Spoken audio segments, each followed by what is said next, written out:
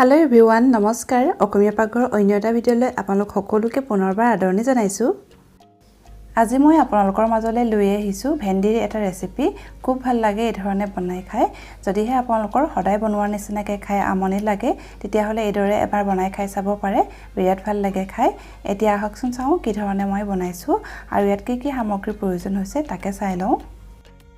ইয়াৰ কাৰণে প্ৰথমতে মই কেইটামান ভেন্দি আগমূৰবিলাক কাটি লৈছো আৰু যিবিলাক ভেন্দি সৰু হেবিলাক মই গোটা গোটাই দি দিছো আৰু যিবিলাক অকনমান ডাঙৰ হেবিলাক মই দুটুকুৰা কৰি লৈছো। আৰু লৈছো এটা পিয়াজ আৰু এটা বিলাহী আৰু পিয়াজখিনি মই অকনমান ডাঙৰ ডাঙৰকৈ কাটি লৈছো আৰু এটা মিডিয়াম সাইজৰ আলু এই ধৰণে দীঘলীয়াকৈ কাটি লৈছো।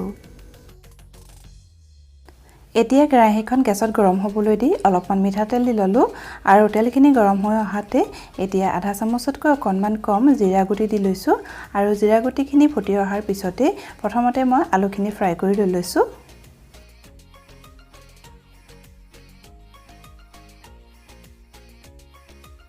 এতিয়া অকনমান হালধি আৰু অকনমান নিমখ দি গুটিখিনি ভাল ধৰণে লৰাই দিছো। আৰু গেছটো একেবাৰে কমাই ৰাখি আলুখিনি 3 মিনিট মান সময় ফ্ৰাই কৰি লৈছো।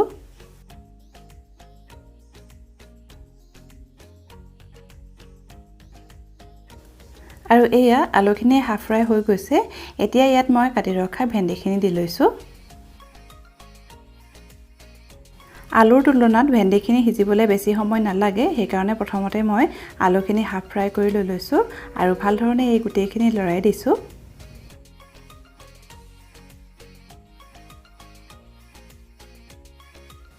আৰু এতিয়া অকনমান হালধি দিছো আৰু অকনমান নিমখ দি লৈছো আৰু ভাল ধৰণে এই গুটিখিনি লৰাই দিছো আৰু এই ধৰণে লৰাই 5 পৰা 7 মিনিট সময় ভাজি ৰাখিব লাগিব। আৰু এতিয়া গেছটো মিডিয়াম ফ্লেমত ৰাখি ঢাকনখনে ঢাকি ৰাখি দিছো। মাজে মাজে কিন্তু দুই এবাৰ লৰাই থাকিব, নহলে কেৰাহী তলিত লাগি আহিব পাৰে। 5 মিনিট মান সময় হৈ গৈছে আৰু ঢাকনখন দাঙি মাজে মাজে মই ধৰণে লৰাইও আছিলো আৰু ইয়া দেখিছে ভেন্দিখিনি অলপ ভিজি গৈছে। এতিয়া এই ধৰণে মই আকৌ 3 মিনিট মান সময় লৰাই ভাজি ৰাখি লৈছো। ভেন্দিখিনি আধা সিজি গৈছে। এতিয়া ইয়াত মই দি দিছো কাটি ৰখা বিলাহীখিনি আৰু ইয়াৰ লগতে পিয়াজখিনিও দি লৈছো আৰু ভাল ধৰণে এই গুটিখিনি লৰাই দিছো।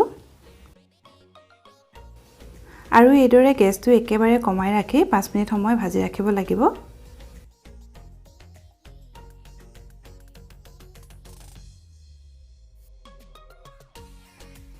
মাজে মাজে ঢাকনখন দাঙি দুই এবাৰ আপোনালোকে লৰাই থাকিব এইদৰে।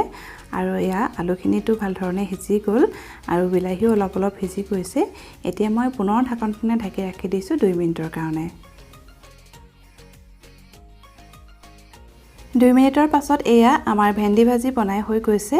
একেবাৰে সিম্পলকৈ বনাইছো আৰু ইয়াত একো মছলা দিয়া নাই। আপোনালোকে ইচ্ছা কৰিলে ইয়াত মছলা দিব পাৰে। মই আজি মছলা নিদিয়াকৈ বনাইছো। আৰু এই ভেন্দি ভাজিখন আপোনালোকে ভাতৰ লগত, ৰুটিৰ লগত বা পুৰিৰ লগতো পৰিবেশন কৰিব পাৰে।